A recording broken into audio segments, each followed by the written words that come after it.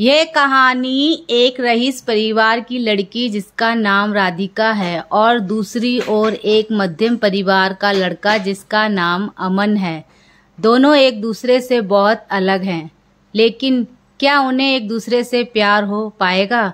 चलिए जान लीजिए आप खुद ही। राधिका बचपन से एक आलीशान घर, गाड़ी और रहन सहन में पली बड़ी है। वहीं अमन बचपन से अपने परिवार को संघर्ष करता देख बड़ा होते होते उसने अपनी जिम्मेदारी का एहसास होने लगा। ज़्यादा पैसे ना होने के कारण से वह ज़्यादा पढ़ लिख ना सका। वहीं दूसरी ओर सब कुछ होने के बाद भी राधिका को पढ़ने लिखने का मन ना होने के कारण पढ़ ना सकी। वक्त के साथ साथ दोनों बड़े हुए, अपने अपने रहन सहन से।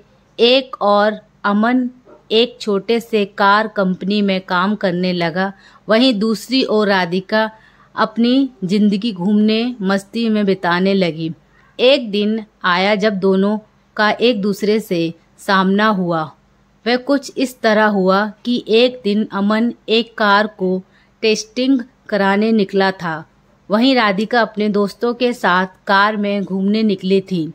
थोड़ी दूर जाके राधिका की गाड़ी खराब हो गई और उसी वक्त अमन ने देखा कि कोई वहां लिफ्ट मांगते हाथ दिखा रहा है। अमन गाड़ी साइड में कर उतर के राधिका की ओर गया।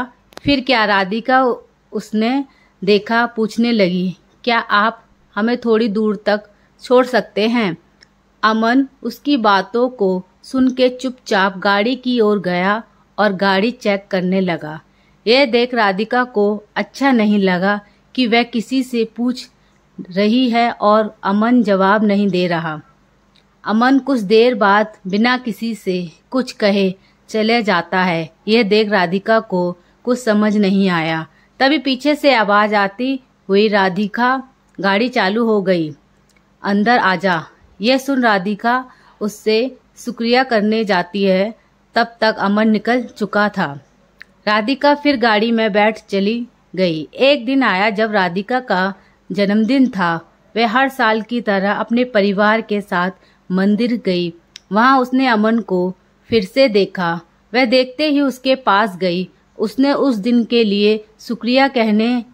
ये सुन अमन ने उससे देखा, मुस्कुरा दिया। यह देख राधिका ने अमन से पूछा, क्या तुम बोल नहीं सकते? उस दिन भी मैंने पूछा था, तब भी कुछ नहीं बोले।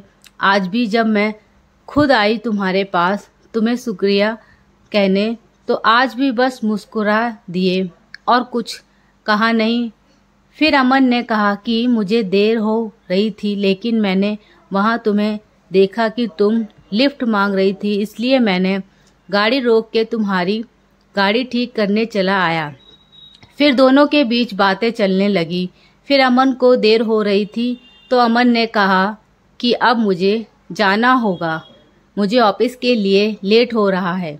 जाते जाते अमन ने उससे दोस्ती की हाथ बढ़ाया, कहा कि क्या हम दोस्त बन सकते हैं? ये सुन राधिका ने कहा, मुझसे दोस्ती? मैं हर किसी से दोस्ती नहीं करती। ये सुन अमन ने हंसते हुए कहा, चलो ठीक है, कोई नहीं, वक्त बताएगा कि दोस्ती करते हो या नहीं आप। ये बोल के वह चल दिया और वहां राधिका भी अपने घर की ओर निकल पड़ी। कुछ दिनों बाद राधिका और अमन एक मॉल में मिलते हैं। अमन देख राधिका से पूछा, तुम यहाँ कैसे? राधिका देखते हुए, बस यूं ही घूमने के लिए आई हूँ। तुम्हारा आज ऑफिस नहीं है जो यहाँ आए हुए हो? अमन ने कहा, आज बस जल्दी काम खत्म हो गया था तो सोचा थोड़ा घूम लूं। फिर दोनों एक कैफे में गए और बातें करने लगे। राधिका ने अमन से कहा, अपने बारे में बताओगे कुछ? अमन हंसते हुए कहने लगा, मैं क्या बताऊं अपने बारे में, मेरा तो बस एक सादा जिंदगी है, जहां रोज सुबह ऑफिस जाता हूं और शाम को घर जाके घर का कुछ काम कर लेता हूं, बस फिर खा के सो जाना, फिर वही सुबह फिर से।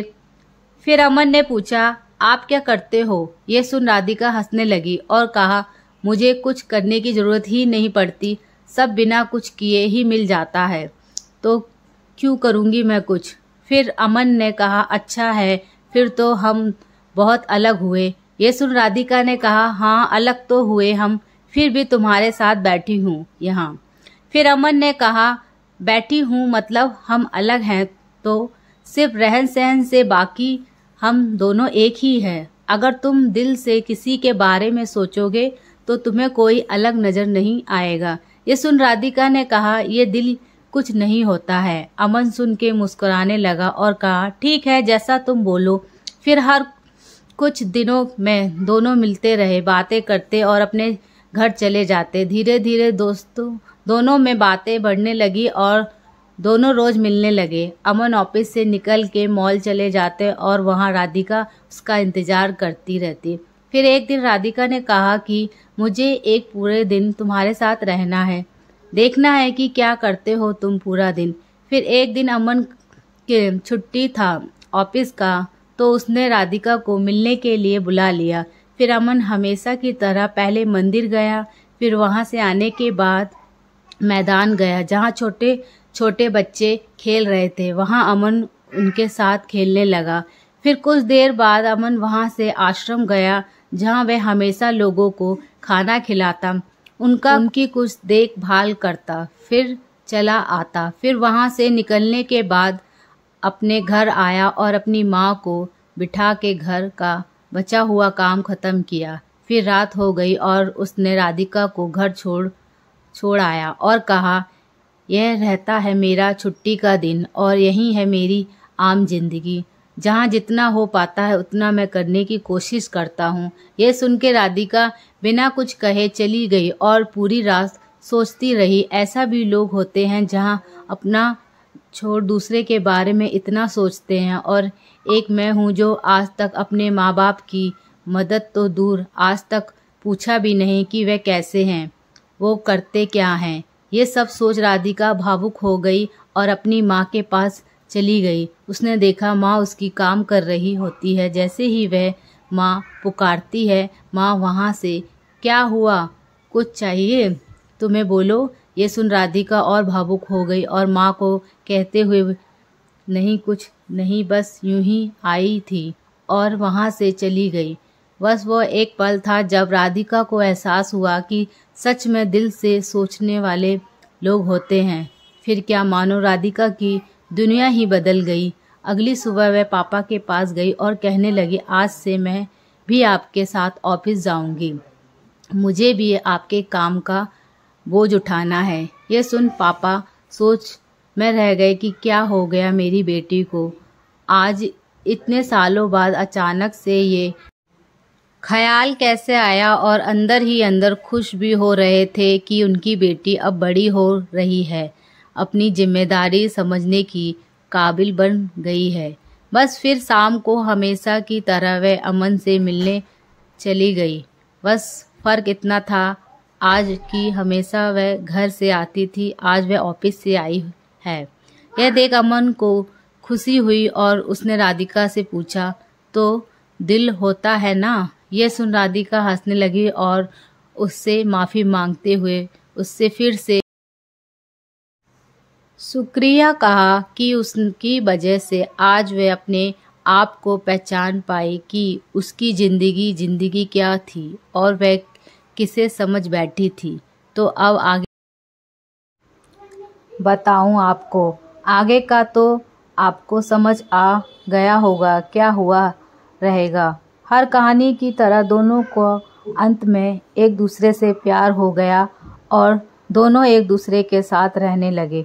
अमन को एक साथी की ज़रूरत थी जो उसे समझे, प्यार करे, और राधिका को सच्चाई की एक जिम्मेदारी की ज़रूरत थी जो उसने अमन ने दिखा दिया। जाते जाते वह आपको एक बात बताना ही भूल गया, दोनों एक दूसरे से मिले, बातें की, घूमने रहे एक दूसरे एक साथ, लेकिन अभी तक दोनों ने एक दूसरे से अपना नाम नहीं पूछा। ना अमन ने कभी पूछा कि आपका क्या नाम है, और ना ही राधिका ने अमन से कभी उसका नाम पूछा।